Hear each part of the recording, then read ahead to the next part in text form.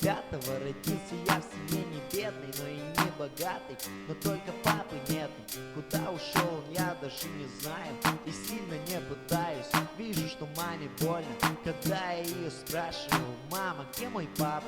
Она не отвечает, голову отпускает, улыбка пропадает. Ладно, не вспоминаем. Я знаю, было трудно одной меня растить. Если тебя обидел, прошу меня прости. И знай, что я тебя со всей души люблю. И вместе, папа, мам, тебя я охраню. А ты, пап, знай, где бы ты ни находился, я сейчас понял, почему ты нас оставил. Ведь ты ушел, потому что пробоялся забот и проблем, которые я бы создал. Дай Бог, чтоб было так, чтоб мы с тобой встречались. Скажу тебе я, папа, ты не мужик, ты тряпка. И знай то, что я с мамой всегда вдвоем справлялись. И вроде не был нужен, но было бы хорошо, если бы ты был рядом.